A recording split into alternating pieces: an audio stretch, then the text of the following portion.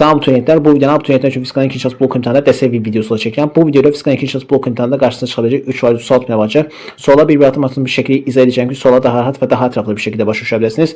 Bir xatırlatma da edim ki, əgər belə videoların davamını istəyirsinizsə, videoyu bəyənməyi, kanala abunə olmağı və videolara şərh yazmağı unutmayın. Bunu etməklə mənə çox böyük bir dəstək olmuş olarsınız. Hər birinizi çox amma çox sevirəm. O zaman başlayaq. Demək ki, birinci sualımızda davam edir. Sabiq yəqini mənbəyə qoşulmuş müstəvi əlavə kondensatın enerjisi 20 mJ oldu. Kondensatör lövhələr arasında dielektrik nüfuzu epsilon bərabər 5 olan dielektriklə dolduqda onun enerjisi nə qədər artar? Bizə öncə burada dedik ki, sabit gərginlik mənbəyinə qoşulmuş. Qoşulmuş sözü varsa o bərabərdir konstant. Bunu buradan yazdıq. İndi tutumun belə bir düzüsü var. S bərabərdir. Epsilon 0. S bölünsün D. Bunu buradan bildik. İndi W elektrik bərabərdir. İndi W elektrikin 3 dənə düzüsü var. Q kvadratı bölünsün 2S. S kvadratı bölünsün 2. Bir də Q bölünsün 2. İndi bir şey var ki, mən bu 3 dənə düzsünü hansını yazım? Biz də bilirik ki, o bərabərdir konstantdır. O konstantsa, demək mən W elektrik bərabər S kvadrat bölünsün 2 düzsündən istifadə etməliyəm. Yəni bir tutum olmalıdır orada. Bir də hansı kəmiyyət konstantsa, həmin o kəmiyyətin özü. Burada da o konstant və tutum da olduğu üçün S kvadrat bölünsün 2 düzsündən mən burada istifadə edirəm. İndi burada yazılan nə? W elektrik bərabərdir. S kvadratı bölünsün 2. S kvadratı bölünsün 2. İndi S-ni burada açsam nə olur? Epsilon 0 S kvadratı bölünsün 2'dir. Bunu buradan yazmış oldum. İndi mən biləm ki, D sabit, U da sabit, S da sabit, epsilon 0 da sabit, 2 de sabit. Görən ki, burada W elektrik epsilonun düz asıdır. İndi burada bizə deyir ki, deməli, lövhələr arası dielektrik nüfuzu epsilon bərabər 5 olan dielektriklə doldururuqsa, deməli, burada epsilon qədər artır epsilon. Və epsilon nə qədərdir? 5'dir. Deməli, epsilon 5 dəfə artacaq. Deməli, burada epsilon nə qədər artır? 5 dəfə artır. Bizə bir ki, W elektrik epsilonun düz asıdır. Yəni, qısaca bu 5 dəfə artsa, bu da 5 dəfə artacaq. İlkin halda W1 nəyə bərabərdir? W1 20 mJ. Bu bizə şərtdə verilir. W2 ilə nəyə bərabər olacaq? 5 dəfə artırsa, yəni 20-ni vurub 5'ə olur neçə? 100 mJ. İndi bizə burada şərtdə deyir ki, deyir enerji deyir nə qədər artar? Bizə demir ha, neçə dəfə artar? Deyir nə qədər artar? Nə qədər artar deyirsə, onda biz sondan çıxırıq başlanğıcı. Yəni qısaca mən nə edirəm? 100 mJ-dan çıxıram nəyə? Başlanğıcı. Yəni 20 mJ-ı çıxıram.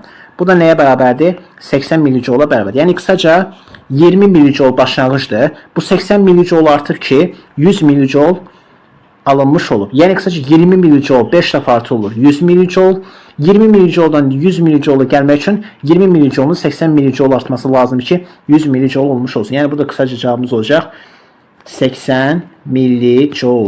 İndi keçək növbəti sualımıza. İkinci sualdan biri S1 kondensatör lövhələri arasında dielektrik daxil etdikdə kondensatörün könəkləri arasında gərginliklər üçün hansı ifadə doğrudur? İlk öncə biz burada baxın nəyə? Birinci biz burada bilirik ki, D dielektriki bura daxil edir. Yəni S1 kondensatoruna daxil edir. Daxil isə demək bu nə olur? Doldurulur.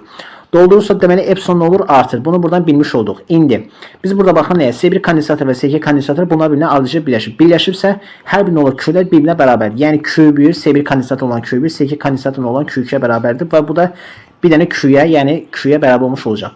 İndi mən ilk öncə S1 kondensator üçün yük düzsünü yazdım. Q1 bərabərdir. S1 vurulsun U1. Mən buradan U1 tapmış olsam U1 bərabərdir.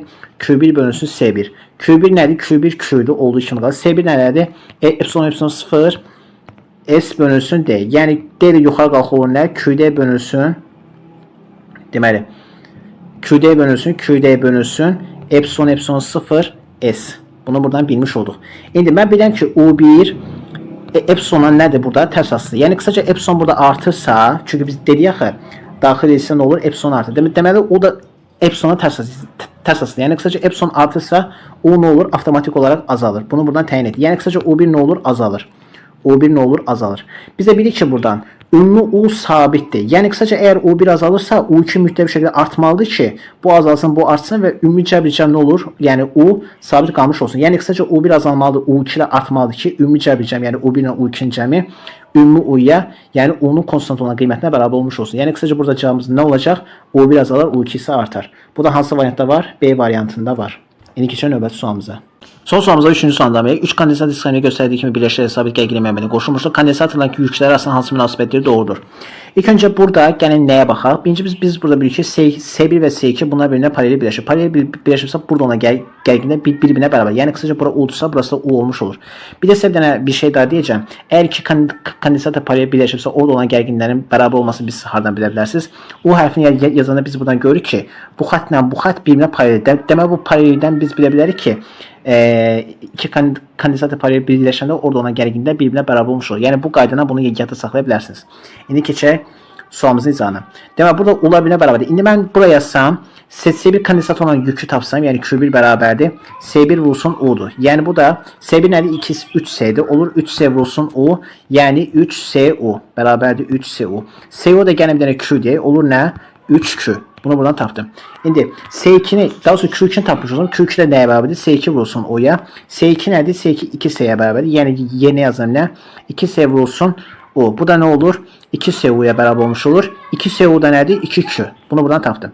İndi gəlin mən burada ümumi elektrik yükünü tapım. Yəni bu sistem üçün, sırf bu sistem üçün, daha sonra baxın bu sistem üçün ümumi elektrik yükünü mən burada tapmış oldum. Q ümumi bərabərdir. S ümumi vurulsun nəyə? U ümumiyə.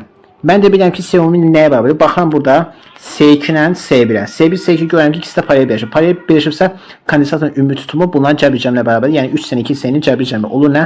5S. Yeni yazım nə? 5S vurulsun. O ümumi nə qədərdir? O da onun özünə bərabərdir. Çünki biz demişdik ki, iki kondensat paralel birləşibsə, onlarda olan gərginlikdə, yəni ümumi gərginlik U'ya bərabər olmuş olur. Yəni qısaca U'la bərabər olmuş olur. 5SU da nəyə bərabərdir? 5Q'ya. İndi buradan belə bir dənə şəkil almış olur. Deməli, bu iki dənə kondensatör buradadır. Bunlar birbirine paralel birləşdirilib. Bu cür. Bir dənə kondensatör buradadır. Deməli, belə deyək də. Deməli, burası S1 bərabərdir 3S. Buraya yazaq.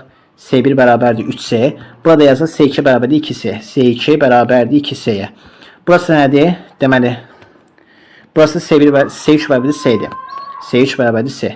İndi mən buradan görürəm ki, əgər burası ümumi sistem, buranın yükü 5Q'dürsə, buranın yükü 5Q'dürsə, mən də bilirəm ki, bu sistem, yəni bu iki paralel birləşdirilmiş kondensatlar sistemi, yəni bu sistemə ardıcı birləşib. Demək bunlar birbirine ardıcı birləşibsə, bizə bir ki ardıcı birləşmədə Q'lər birbirine bərabər olmuş olur. Demək burası 5Q'dürsə, burası da 5Q olmuş olur. Yəni burası da 5Q'ya bərabər olmuş olacaq. Onda deməli nə olacaq? Yəni buradan yazsaq, Q1 bərabərdir. Q1 bərabərdir 3Q olacaq, 3Q. Q2 bərabər olacaq 2Q'ya bərabər olmuş olacaq. Q1 də bərabərdir 5Q'ya bərabər olmuş olacaq. 5Q'ni hardan tapdıq? Belədir. Dedik ki, iki dənə kondensatör paralel birləşir. Paralel birləşmədə ümumi sistemin yükü nəyə bərabərdir? 5Q'ya bərabərdir. Biz buradan bunu hesaplamışdıq. Yəni Q ümumi bərabərdir. S ümumi bura U ümumi yazılır. U ümumi U'dur. S ümumi də iki kondensatör paralel birləşinə görə 3S-nin 2S'nin cəmi, yəni 5SU, yəni 5Q'ya bərabərdir. Biz dedik ki, əgər bu iki kondensatör paralel birləşibsə və bunların ümumi sisteminin yükü 5Q'dürsə və bu sistemlə də bu sistem bir-birinə ardıcı birləşdiyi üçün, əgər burada 5Q varsa, bu da buna ardıcıl birləşdiyi üçün, deməli burada da 5Q olmuş olacaq. Ona görə Q3 də bərabərdir 5Q yazmış. Daha sonra Q1 də bərabərdir. Həm də Q3 də bərabərdir 5Q yazmış olur. Yəni qısaca Q1 bərabərdir 3Q, Q2 bərabərdir 2Q, Q3 də bərabərdir 5Q. Yəni müqayisəmiz belə olacaq. Q3 böyükdür Q1-dən, o da böyükdür nədən? Q2-dən. Buna da uyğun variant hardadır? Baxırıq buradan. Q3 böyükdür Q1, o da böyükdür Q2. A variantı olmuş olacaq. Belki de bu videonun update'e çok Fiskal'ın ikinci şans blok imtihanında destek videosu da çekildi. Bu videoda Fiskal'ın ikinci şans blok imtihanında karşısına çıkabileceği 3 var 36 bine baktık. Ümid ederim ki bu video size çok faydalı oldu. Eğer böyle videonun adamını sizse video beğenmeyi, kanala abone olmayı ve videolar şey yazmayı unutmayın. Bunu etmeyle bana çok büyük bir destek olmuş olarsınız. Her birinizi çok seviyorum. Sağ olun, sağlıcakla kalın.